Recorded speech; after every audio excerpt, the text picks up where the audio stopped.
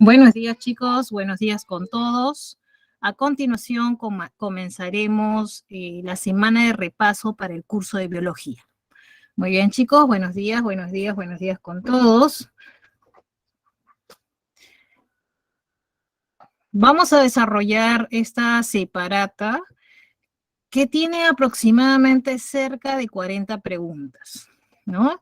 Entonces, ¿qué he hecho? He elaborado, pues, el PPT, donde se muestra cada pregunta y he colocado la diapositiva que te hará recordar, ¿no? De la clase desarrollada, el pantallazo de la diapositiva, y en cada pregunta indica, pues, de qué semana corresponde. Entonces, voy a comenzar a presentarles el PPT.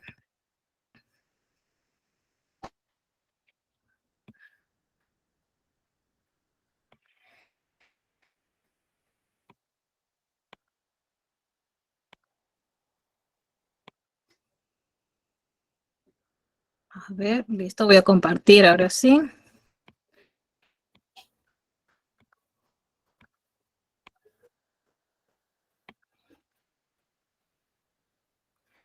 Muy bien, me confirman, se logra visualizar el PPT, se me logra escuchar, ¿cierto?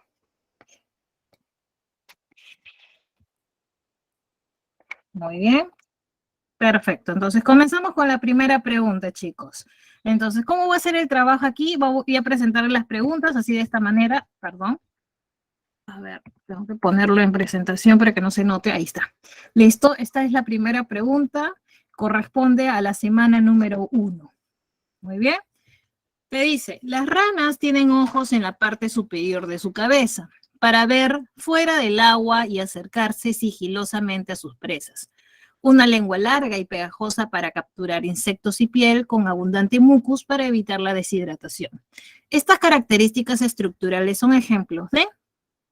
Entonces, recordamos un poquito lo revisado, ¿no? En la semana 1, específicamente con las características de los seres vivos. Muy bien, ¿cuántas eran las características de los seres vivos? ¿Qué te acuerdas?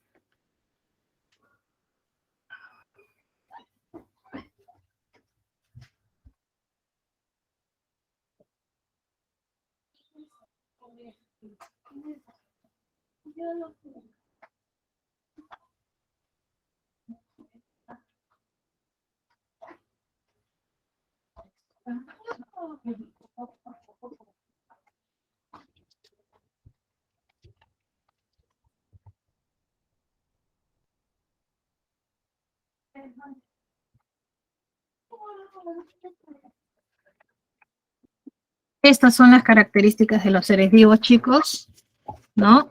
Movimiento, irritabilidad, coordinación, crecimiento, adaptación, reproducción, metabolismo, homeostasis, organización específica. Muy bien. Entonces, ¿cuál de estas características corresponde a lo indicado en la primera pregunta?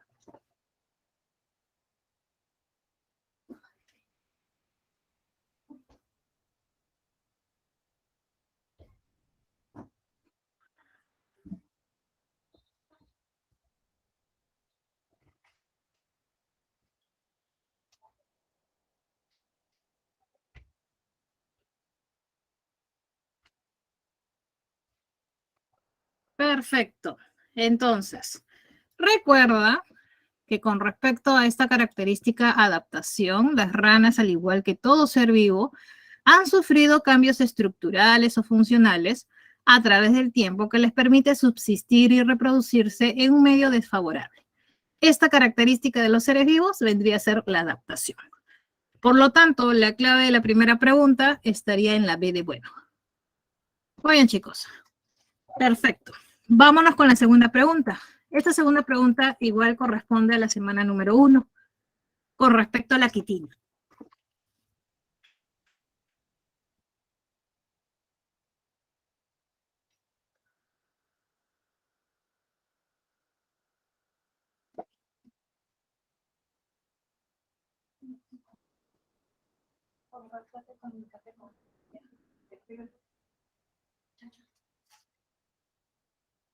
Muy bien, entonces la quitina es un hidrato de carbono, según lo que indica el enunciado, es un hidrato de carbono nitrogenado de sostén, insoluble en agua y en líquidos orgánicos. Está formado por monosacáridos de glucosa modificados, que se unen por enlaces glucosídicos. ¿Lo podemos encontrar en dónde? Entonces, hay que recordar, chicos, un poquito lo revisado en esa semana número 1 con respecto a la quitina. Y acá está la diapositiva que te hará recordar lo revisado. Entonces,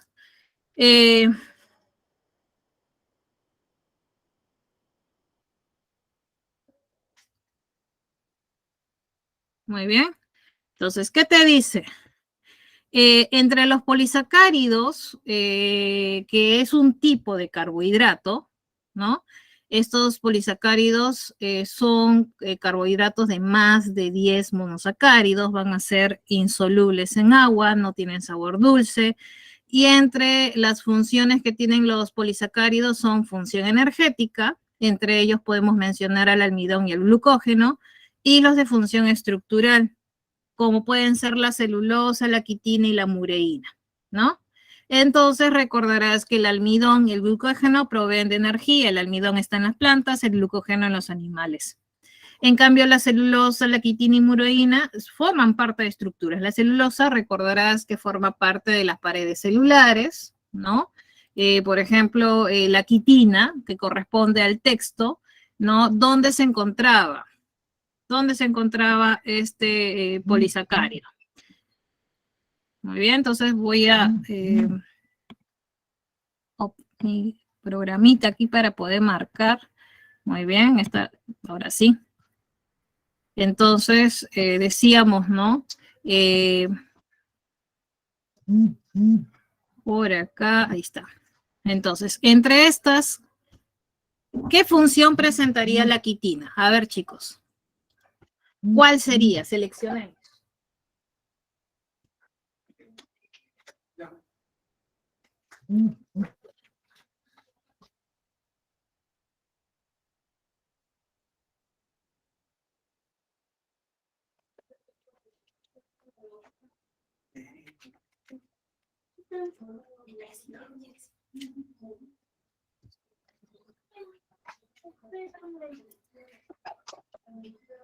Sería la 1.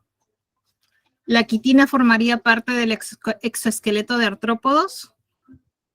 Muy bien, sí, ¿verdad?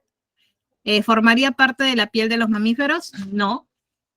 ¿Formaría parte de las paredes celulares de hongos y bacterias? Sí, eso es verdadero. Por lo tanto, ¿y si formaría parte de las cornas de la piel? No. Muy bien, entonces la quitina es un hidrato de carbono que estaría tanto en el exoesqueleto de artrópodos, ¿no? Como en las paredes estructurales celulares de hongos y bacterias. Y recuerda que cuando nos referimos a los artrópodos, incluye a crustáceos e insectos. Muy bien. Perfecto. Por lo tanto, la clave de la 2 está en la A. Muy bien, vámonos con la pregunta número 3. ¿Listo? Lo vamos a hacer ahora un poco más rápido, chicos, para poder abarcar todas las preguntas de la semana. Constituyen un grupo de proteínas producidas y secretadas por células como respuesta a la presencia de partículas virales. Estas moléculas se forman para impedir la síntesis de ARN viral o obstruyendo la combinación de ARN vírico específico con los ribosomas. Muy bien. Entonces, ¿a qué moléculas se refiere el enunciado? ¿A qué moléculas o a qué proteínas? Y eso lo hemos visto en la semana 2 cuando hablamos de los virus, que las células cuando son infectadas por virus producen proteínas de bajo peso molecular, denominadas, muy bien, denominadas interferones. Y como su nombre lo indica, estos interferones van a interferir sea produciendo, generando más copias de ARN o como también obstruyendo la unión del ARN con el ribosoma, porque tú bien sabes, por teoría, cuando el ARN se une al ribosoma, se da la síntesis de proteínas. Y si tenemos un ARN vírico disponible y un ribosoma, obviamente cuando se acoplan, dará lugar la síntesis de proteínas víricas para formar, por ejemplo, las proteínas de la cápside. Entonces, a ese nivel los interferones estarían obstruyendo, interfiriendo, impidiendo. Muy bien, entonces, por lo tanto, la clave de la 3 estaría en la C. La 3 está en la C. Muy bien, gracias por su participación, chicos. ¿Ah? Perfecto, entonces, la C. Muy bien. Muy bien. Pregunta número 4.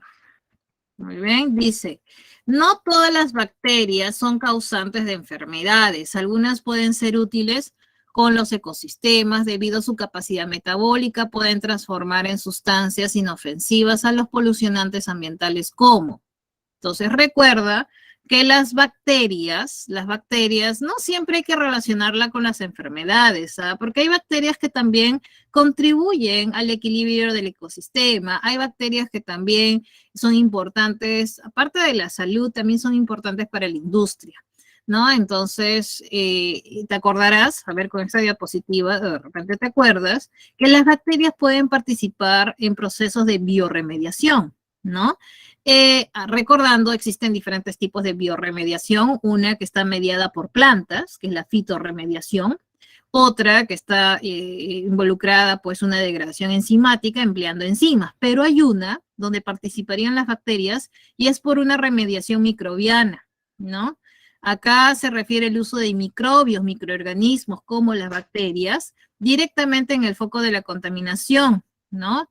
Es así que estas bacterias podrían transformar sustancias que son polucionantes en sustancias inofensivas. Entonces, ¿cuál de estas que están listadas a continuación sería un buen ejemplo, pues, de sustancia que estaría siendo transformada por las bacterias?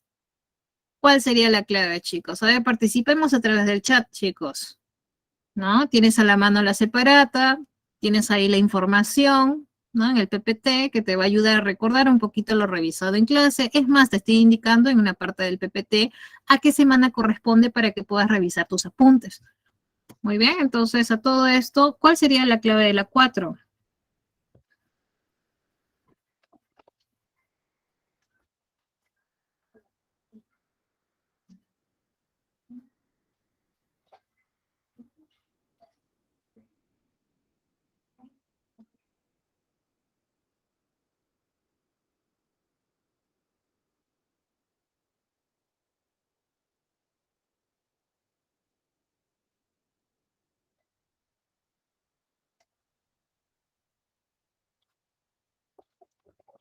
Muy bien. ¿Nadie, chicos? Entonces la clave de la 4 está en la C, chicos. Muy bien. Muy bien, chicos, por favor, su participación. Recuerda que estamos ahorita repasando como si estuvieras a punto de dar el examen de la pre o un examen de admisión, ¿ok? Entonces, por favor, participemos. Pregunta número 5. Se observa que ciertas células sanguíneas reaccionan frente a la presencia de bacterias invasoras. Estas células se desplazan rápidamente en persecución del intruso mediante movimientos ameboideos. Al estar cerca, logra rodearlo con su membrana y realizar fagocitosis, ¿no? Las estructuras responsables de dichas funciones se conocen como... ¿Cuáles serían las responsables de estas funciones? Sobre todo, pues el movimiento ameboideo, ¿no? Entonces vamos a recordar un poquito lo revisado en la semana número 3, porque eso corresponde a la semana 3. Muy bien. Entonces, en la semana 3 recordarás que hablamos de unas fibras, ¿no? De un complejo de sistema tridimensional de fibras que corresponde pues al citoesqueleto, esqueleto celular, que se va a ramificar por todo el citosol, ¿no? Tenemos así, y acá te lo voy a indicar, recordando un poquito lo revisado, ¿no? Tenemos los microtúbulos, tenemos los filamentos intermedios y tenemos los microfilamentos, ¿ya? Entonces son 3 tipos de fibras presentes en este citoesqueleto. Muy bien. Entonces, ¿cuál estaría relacionado con el movimiento ameboideo? ¿Ya? El que estaría relacionado con el movimiento ameboideo serían los microfilamentos, que se conectan con la membrana plasmática y gracias a la proteína contráctil, que es la actina, va a ser el responsable de este movimiento ameboideo, pero también de la ciclosis y también de la fagocitosis y endocitosis. Por lo tanto, la clave, chicos, la clave de la pregunta número 5 estaría en la D de dado, ¿ya? 5D de dado. Hasta ahí, chicos, todo claro, ¿cierto? Muy bien. Entonces voy a aumentar un poquito la frecuencia. Vamos a desarrollarlo más rápido. Ya, vamos a desarrollar más rápido las siguientes preguntas. Y vámonos con la pregunta número 6. Muy bien. Vamos con la pregunta número 6. La pregunta número 6 a continuación dice, en un laboratorio investigan cómo regenerar el tejido conectivo presente en la columna vertebral experimentando con roedores, ¿no? Al observar los resultados tuvieron que detener la experimentación ya que uno de los organismos desarrolló algo anómalo en dicha estructura. ¿Cuál de las siguientes alternativas correspondería a dicho resultado atípico? Muy bien. Muy bien, entonces, ¿qué responderías ante esto? Mira, te está diciendo regenerar tejido conectivo presente en la columna vertebral. Entonces, vamos a recordar la teoría revisada en la semana número 4 con respecto al tejido conectivo. Recuerda que hay una clasificación del tejido conectivo, ¿te acuerdas? El tejido conectivo embrionario, el propiamente dicho y el especializado. Dentro del especializado encontrábamos el tejido adiposo, el tejido cartilaginoso, el tejido óseo y el tejido sanguíneo. Muy bien. Entonces, como hace referencia al tejido conectivo presente en la columna vertebral, tú sabes que en la columna vertebral, aparte de presentar un tejido óseo, también encontramos cartílago. ¿Te acuerdas? ¿Cuál tipo de cartílago? ¿Será el hialino, será el elástico o el fibroso? ¿Cuál de estos tres era más resistente? Entre los tres, el más resistente era el fibroso. Y recordarás que el fibroso estaba presente en los discos intervertebrales, ¿no? Y estos discos están en la columna vertebral. Muy bien. Entonces, chicos, a nivel de columna vertebral vamos a encontrar, como te decía, principalmente tejido cartilaginoso y tejido óseo.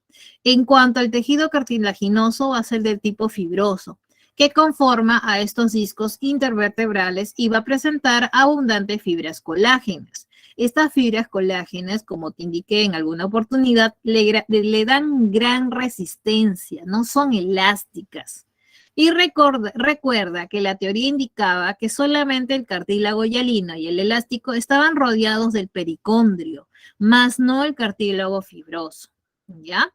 Ahora, recuerda que en cuanto al tejido óseo presente en la columna vertebral, la matriz ósea adquiere su dureza gracias a la captación de minerales de calcio por parte de la sustancia orgánica presente en ella, que es la osteocalcina. Muy bien, dicho todo esto, habiendo recordado un poco la teoría, nuevamente regreso a la pregunta. Y aquí sí me tienes que ayudar, chicos, a responder.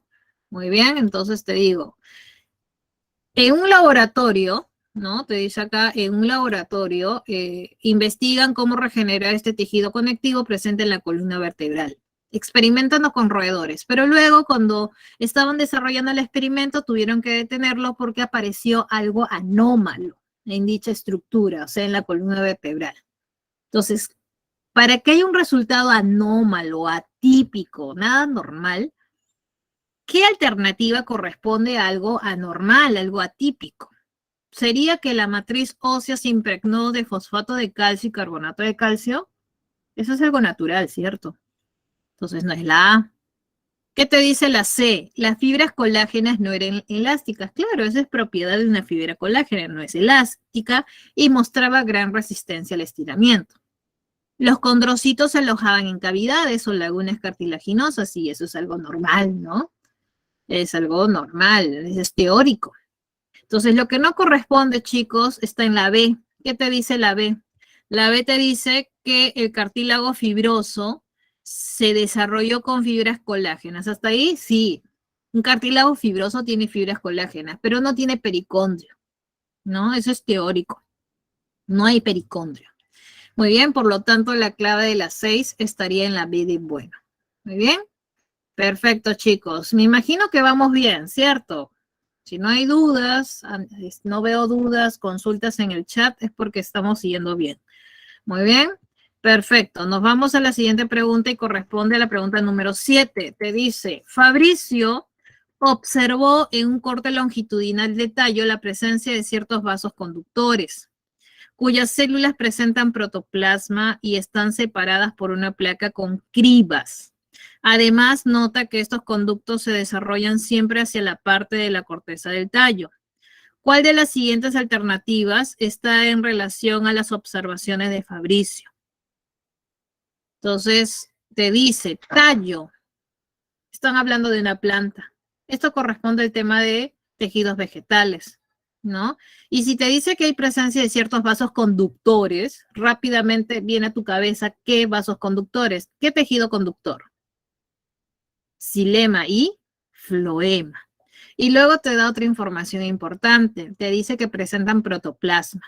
¿Qué significa que presenten protoplasma? Quiere decir que son células vivas, ¿cierto? Entonces, entre el xilema y floema, ¿quiénes presentaban células vivas? ¿El xilema o el floema? A ver, chicos, participemos, chicos, están preparados, ¿cierto? Eres un ciclo ordinario y estás listo para dar tu examen. Muy bien, perfecto, floema. Y tú sabes por teoría que están separadas por una placa con criba, entonces todo indica que se trataría del floema. Muy bien, entonces nuevamente el floema se caracteriza porque sus células presentan protoplasma, es decir, son células vivas, pero recuerda que la teoría indica que carece de núcleo. Se van a conectar formando los llamados tubos cribosos o vasos liberianos, y entre ellos se forma una placa cribosa. Ahora, ¿qué transporta el floema? Transporta lo que es la savia elaborada, que viene a ser agua más nutrientes. ¿Desde dónde? Desde las hojas hacia el resto de las plantas. Y teóricamente recuerda lo siguiente, y nos vamos a esta diapositiva para que te acuerdes lo revisado en clase, ¿no? Recuerda que el tejido meristemático daba origen a los demás tejidos. Así teníamos pues el meristemo apical que se encontraba en los extremos, en los ápices. Pero por otro lado, el meristemo secundario lateral, o también conocido cambium, te acordarás que había un cambium vascular y un cambium suberoso. El cambium vascular era el que originaba pues el floema y el xilema. Muy bien. Entonces quiere decir que el floema y el xilema se originaban a partir del meristemo secundario, del cambium de tipo vascular, hacia la corteza del tallo. En el caso del floema, hacia la corteza del tallo, o sea, hacia el exterior, hacia el borde. Porque el xilema se encontraba más en la parte central, más en la zona de la médula. Muy bien. Dicho todo esto, ahora sí me puedes responder la pregunta número 7. Muy bien. Ahora sí, respondemos la pregunta 7.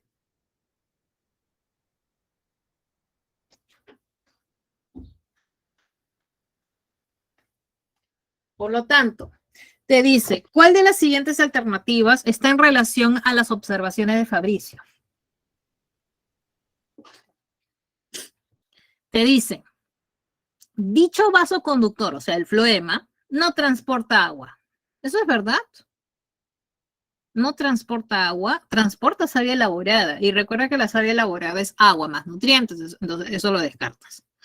Te dice acá, sus paredes han sido engrosadas con lignina. Recuerda que las células del floema son células con protoplasma, son células vivas y carece de lignina. ¿Transportan sustancias de la raíz a las hojas? No, el floema de las hojas hacia las demás partes de la planta. Entonces, el floema se origina a partir del meristemo secundario o meristemo vascular, de tipo vascular. Sí, entonces la clave de la 7, muy bien, gracias por tu participación, está en la B. La 7, la clave está en la B de bueno. Muy bien, perfecto, chicos. Muy bien, nos vamos a la siguiente pregunta. Pregunta número 8. Esto corresponde a la semana número 3. Te dice, como parte final de un proyecto encargado de formar enzimas reguladoras, se necesita procesar la siguiente cadena genética a partir del codón de inicio o codón de iniciación, ¿no? Y te plantean ahí la secuencia. Muy bien. Entonces, te dice a continuación, finalizando este proceso se puede afirmar lo siguiente. A ver, ¿cuál sería la clave? Vamos a recordar un poquito la teoría, chicos. Vamos a recordar un poquito la teoría. Y te dice a continuación, ¿no? Mira, recuerda esta secuencia. Adenina, timina, citosina, adenina, adenina, timina. Esta secuencia la voy a colocar por acá. Acá está. ¿La ves? Muy bien. Entonces, para comenzar, chicos, observa esa secuencia y dime tú, ¿corresponde a una secuencia de ADN o de ARN? Esta, mira, te lo voy a marcar. Esta de acá. Esta de acá, ¿es una secuencia de ADN o de ARN? ¿ADN o ARN?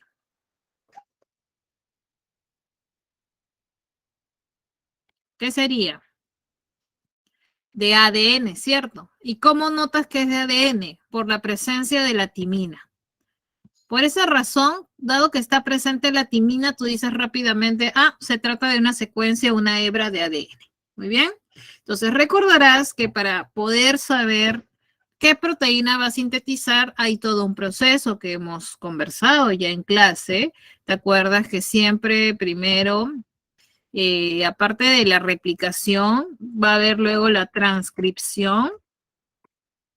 La transcripción y luego tendría que darse la traducción, ¿cierto? Que es la síntesis de proteínas. En la transcripción es justamente de ADN a ARN. Muy bien, de ADN a ARN. Por lo tanto, vamos a tener por acá, si vamos a transcribir de ADN a ARN, muy bien, entonces vamos a hacer a continuación la transcripción de esta manera. ¿Estamos preparados? Muy bien, vamos a hacer la transcripción. Ah, teniendo en cuenta también lo siguiente, chicos. El complementario de citosina, recordarás que es guanina, ¿cierto? El complementario de adenina va a ser timina. Pero si se trata de un ARN, no hay timina, sino lo que va a haber es uracilo, ¿ya? Entonces, si se trata, ¿no? Si se trata de la transcripción, no vamos a considerar a la timina, sino al uracilo. Muy bien. Teniendo en cuenta esto, procedemos a realizar la transcripción.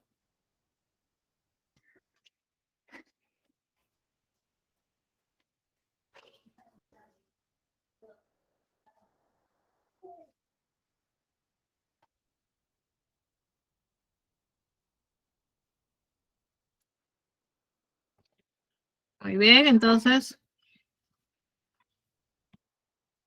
uracilo, porque ¿ponemos timina? No, ¿verdad? Porque lo que vamos a crear ahorita es una cadena de ARN. Entonces no podemos poner timina, sino en lugar de timina colocamos uracilo. Luego el complementario de timina es la adenina. El complementario de citosina es guanina. Muy bien. A ver, lo voy a poner un poquito más chiquito. Voy a ver si... No, muy chiquito. Está bien ese tamaño. ¿Listo? Uracilo, adenina, guanina. ¿Listo? Hasta ahí vamos bien, ¿verdad? El complementario de adenina, uracilo, en el caso del ARN, uracilo, adenina. Luego tenemos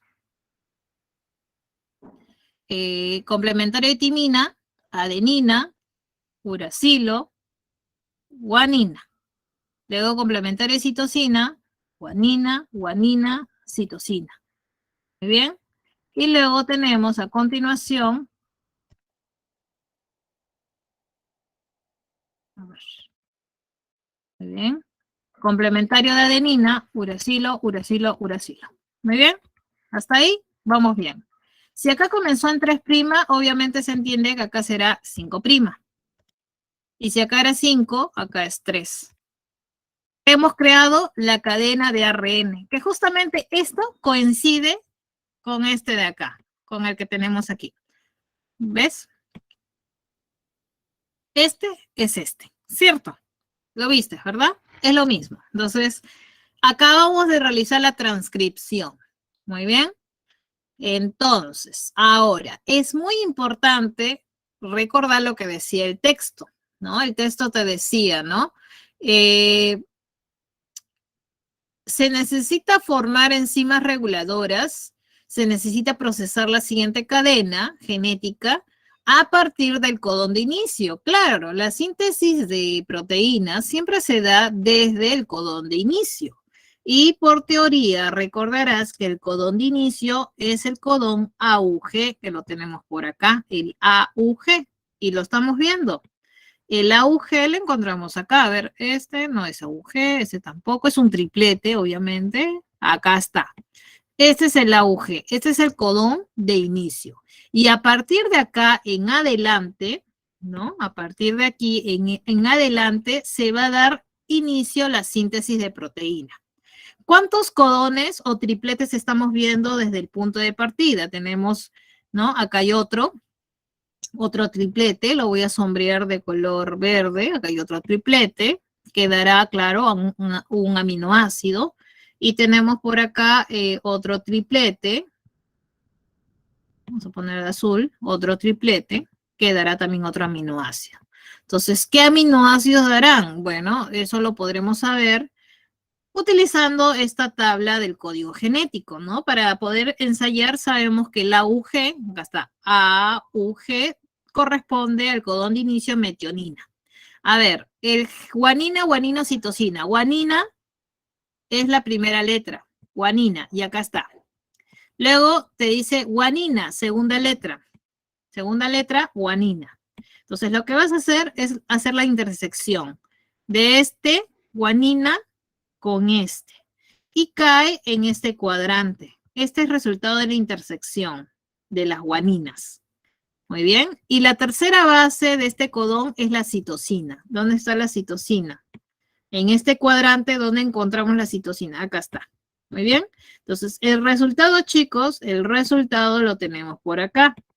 El resultado de guanina, citosina, es la glicina. Y ese es el aminoácido que va a sintetizar. Y sí, acá tenemos a la glicina, ¿no? Ahí está. Muy bien. Luego tenemos el otro codón, uracilo, uracilo, uracilo. A ver, tenemos acá. Uracilo, primera letra. Segunda letra, uracilo. ¿Cuál cuadrante cae? Cae en este cuadrante. Ahora ubiquemos que la tercera base es uracilo. Acá está el uracilo. Por lo tanto, acá tenemos, ¿no? Uracilo, uracilo es la fenilalanina. Y sí, acá está la fenilalanina. Ahí lo tenemos. ¿Listo? Entonces, de esta manera se ha logrado realizar la síntesis.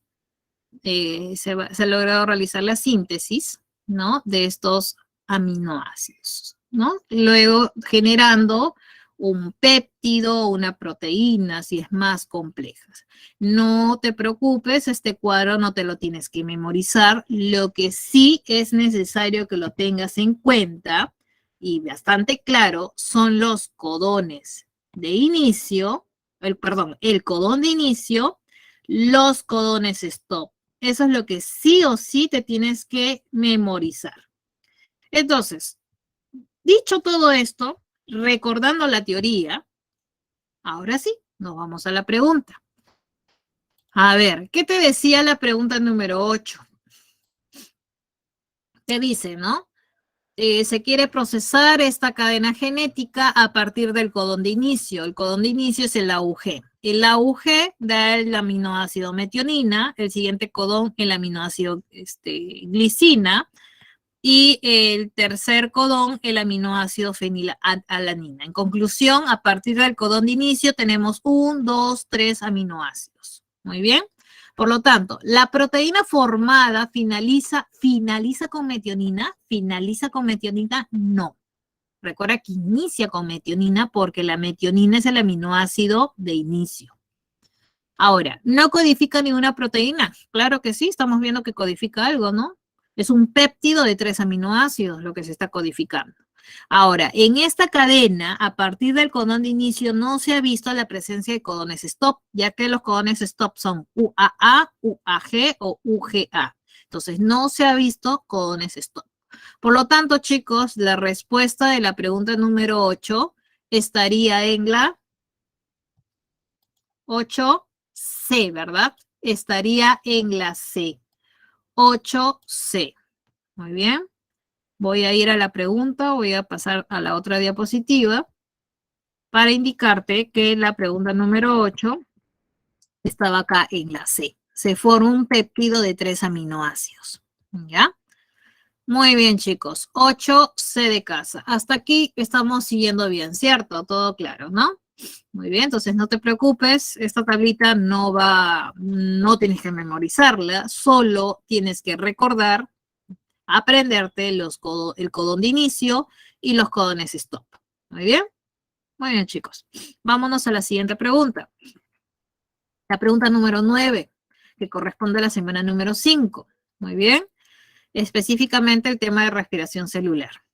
Te dice, ¿no? En la respiración celular, la mayor cantidad de ATP se obtiene por fosforilación oxidativa, en donde los electrones cedidos por la coenzima A son transferidos a través de la cadena respiratoria hacia su aceptor final, formando una molécula de agua metabólica por cada coenzima A utilizada.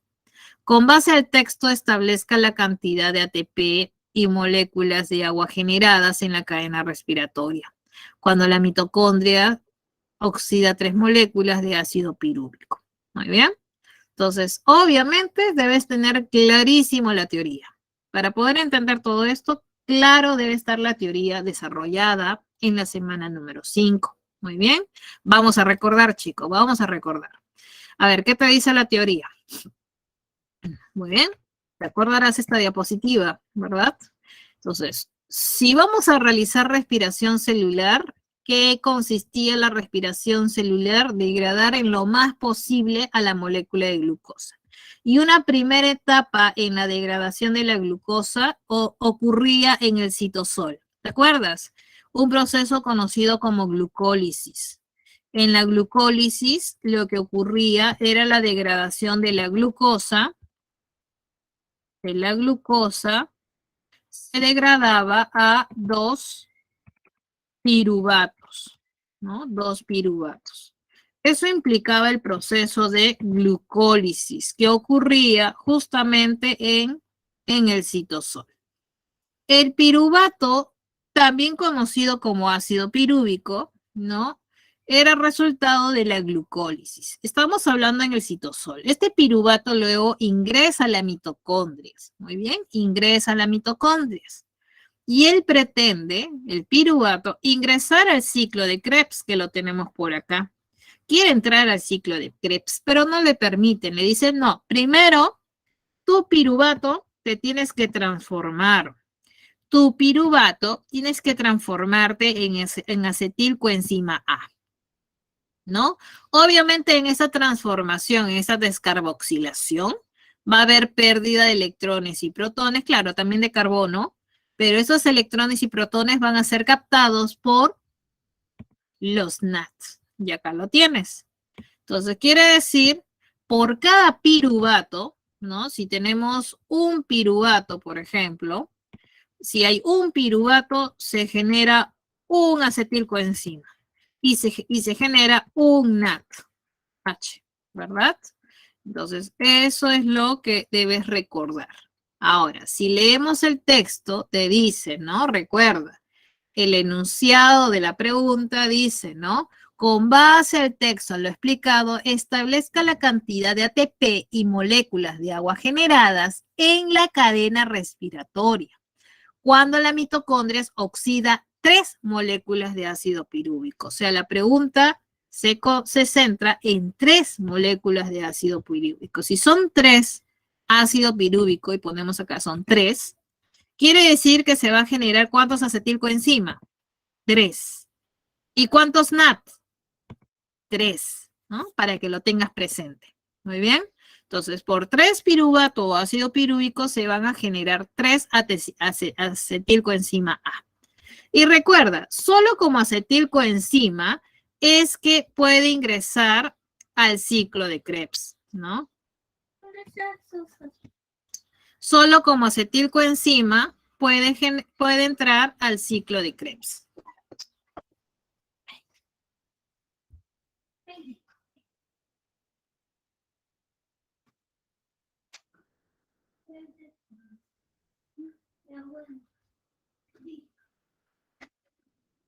Entonces, si entrase un acetilcoenzima,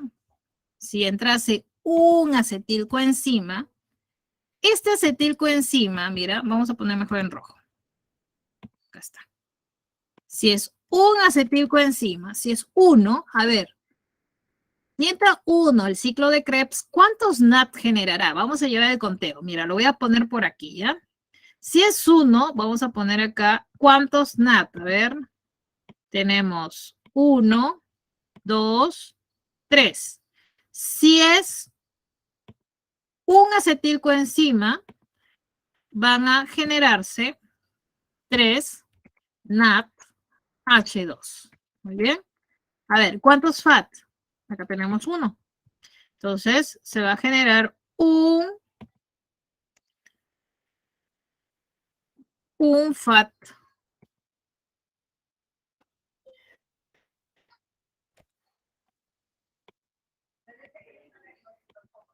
Un FAT H2. Muy bien. ¿Y qué más se genera? ¿Qué más se genera? Se genera ATP. ¿Cuántos ATP se generan? Se genera un ATP. Un ATP. Muy bien. Esto, y te lo voy a marcar por acá, chicos, esto es por un acetilcoenzima, y lo voy a poner acá chiquito, para que no se vea tan grande, ¿no? Esto es por un acetilcoenzima A. ¿Ya? Esto es por un acetilcoenzima A. Pero la pregunta, ¿no? Del enunciado te dice son 3, ¿no? Y lo voy a poner por acá. ¿Qué pasaría si fueran 3? Porque es la pregunta. Si fueran 3 acetilcoenzima, obviamente acá lo que tenemos que hacer es multiplicar por 3 todo esto, ¿no? Multiplicar por 3. Quiere decir que para poder balancear, tenemos que si ingresan 3 acetilcoenzima, ¿cuántos NAT finalmente NAT H se van a formar? Sería 3 por 3, 9. ¿Cuántos FAT H2? 1 por 3, 3. ¿Cuántos ATP? 3. Muy bien. Eso sería el resultado del ciclo de Krebs. Y por acá, el resultado sería, vamos a recordar, si son 3 piruvato, se transforma en 3 acetil, esa descarboxilación de los 3 genera 3 NAT. Entonces voy a poner acá los 3 NAT H. ¿Listo? Entonces todo esto hay que recordar para la siguiente diapositiva. ¿Listo? Hacemos captura de pantalla, chicos. De ser necesario, voy a pasar ahora a la siguiente diapositiva. Entonces recuerda estos productos. Y ahora vamos a calcular, porque te pide generar o calcular la cantidad de ATP en la cadena respiratoria. Porque ahorita estamos en el ciclo de Krebs. La cadena respiratoria es aquí. El siguiente paso es la cadena respiratoria. ¿Dónde ocurría la cadena respiratoria, chicos? En las crestas mitocondriales. En las crestas mitocondriales o en la cadena respiratoria llegaban el NADH, llegaban el FAT-H2, cedían sus electrones y protones. Y cuando cedían esto, ganaban ATP. Entonces, hay que calcular cuántos ATP se generan en la cadena. Solamente la pregunta es en la cadena respiratoria. Muy bien. Entonces, dicho todo esto, me voy a la siguiente diapositiva, ¿no? Para recordar lo aprendido. A ver. Tenemos por acá, lo voy a hacer crecer un poquito más aquí. Muy bien. Ahora sí. Muy bien. Acá está. Muy bien. Entonces, recuerda que en la cadena respiratoria, o sea, donde ocurre esta fosforilación oxidativa a través de las crestas mitocondriales, van a llegar los NADH, los FADH2 del ciclo de Krebs. ¿Cuántos eran? Como son 3 ácido pirúvico que se han transformado pues en 3 acetilcoenzima A, esas 3 acetilcoenzima A han generado, ¿no? Han generado pues los 9 NADH, los 3 FADH2 y 3 ATP. Pero no me va a interesar esto. ¿Por qué? Porque como estamos en la cadena respiratoria, lo que me interesa es esto. Esto de acá me interesa, ¿no? Esto de acá. Me interesa cuánto el NAD y el FADH2 van a ceder y cuánto van a ganar. Y por otro lado, en la transformación de piruvato a acetilcoenzima, ¿te acuerdas? Se generaron 3 NADs. Entonces, esos están ahí presentes en la mitocondria y van a ir a la cadena respiratoria, van a ir a las crestas mitocondriales para hacer el cáncer. Ahora, ¿qué te decía la teoría, chicos? Te decía, por cada NAD, por cada un NAD se generaba 3 ATPs. Por cada FAT se generaba 2 ATP. ¿Te acuerdas? Entonces, haciendo el cálculo, las matemáticas, si tenemos para el ciclo de Krebs, tenemos 9 NAT, haz el cálculo. Es una regla de 3 simple, ¿no? Si un NAT da 3, 9 NAT, ¿cuánto dará? 27, ¿verdad?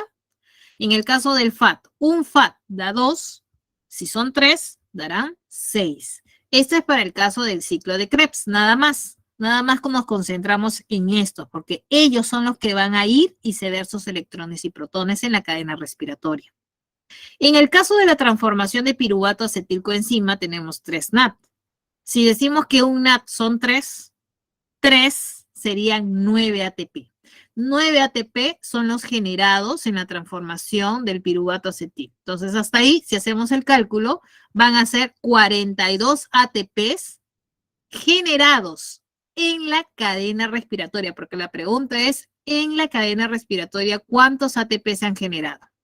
Ahora, también te preguntan por las moléculas de agua. Entonces, recordarás, la teoría te dice, ¿no? Cuando los NAD y los FADH2 van y ceden sus electrones, como estamos viendo por acá, ceden sus electrones para volver a la normalidad, o sea, NAD y FAD. Cuando ceden electrones, esos electrones finalmente lo va a captar ¿quién? El aceptor final de electrones y protones en la cadena respiratoria es el oxígeno, según la teoría, ¿te acuerdas? El aceptor final es el oxígeno. Y cuando el oxígeno capta estos electrones y protones, se forma agua, agua metabólica. Muy bien. Entonces, ¿cuántas aguas se tiene que haber formado? Mira, si viene un NAT, C de electrones y protones, se forma un agua. Viene un FAT, se forma un agua. Entonces, ¿cuántas moléculas son? Son 9 más 3, 12 NAT que van y ceden. Entonces, si son 12 NAT, son 12 aguas. Y luego son 3 FAT. 3 FAT son 3 aguas. 12 más 3 serían 15 moléculas de agua generadas. Muy bien. Entonces, chicos, recuerda que de acuerdo a la pregunta 9 te dice, ¿no? Con base al texto establezca la cantidad de ATP y moléculas de agua generadas en la cadena respiratoria, o sea, aquí nada más, aquí, en este punto, en las crestas mitocondriales, ¿no? Cuando se oxida 3 moléculas de ácido pirúvico, ¿no? 3 piruvato, ¿no? Luego se transformaban en 3 acetilcoenzima y este es el cálculo, chicos. Muy bien, entonces la respuesta de la 9, voy a dejar de presentar esta parte, la respuesta de la 9 va a estar en la pregunta, acá está, la 9, la respuesta estaría en la D de dato, ¿no? La 9, la respuesta estaría aquí, ¿no? 42 ATP y 15 aguas. Muy bien. Perfecto. Muy bien, está ahí claro, ¿verdad, chicos? ¿Todo claro? Sí, continúo. Muy bien, entonces nos vamos a la siguiente pregunta. Nos vamos a la pregunta número 10. Pregunta número 10. Pregunta número 10. Acá está la pregunta número 10. Te dice, ¿no? La fisiología del sistema respiratorio, consta de procesos como la ventilación, el intercambio de gases, el transporte de gases desde y hacia los alvéolos pulmonares. Y si solo consideramos estos procesos en su objetivo de expulsar el dióxido de carbono del cuerpo, entonces la secuencia correcta de eventos necesarios sería la siguiente. ¿Cuál sería? Recordemos la teoría, ¿cierto? Vamos a la teoría. Listo. Esta imagen corresponde pues a una diapositiva desarrollada en la semana 5. En la última parte de la semana 5 se desarrolló el sistema respiratorio humano, ¿no? Como estamos viendo, las estructuras involucradas en el sistema respiratorio van a ser pues las fosas nasales, la faringe, la laringe, la tráquea, la cual se bifurca en los bronquios y estos a su vez en los bronquiolos. En los extremos vamos a encontrar estos saquitos llamados los alvéolos pulmonares. Y estos alvéolos están ricamente vascularizados y aquí ocurre pues el intercambio de gases. Recuerda que la eliminación, para eliminar el CO2 del cuerpo, se inicia con la respiración interna, esta respiración tisular que se da a nivel de los tejidos, en la cual el CO2, el dióxido de carbono, pasa por difusión desde las células, como estamos viendo por acá, desde las células de los tejidos hacia la sangre, ¿no? De la célula de los tejidos hacia la sangre que está constituida por los glóbulos rojos. Luego, la mayor parte, ¿no? De este CO2 ingresa al glóbulo rojo, ¿no? Donde reacciona con agua para formar este ácido carbónico. Y acá está el CO2, interacciona con agua y se forma el ácido carbónico. Este ácido carbónico luego se ioniza hasta iones hidrógeno y ion bicarbonato, que viaja así en el plasma.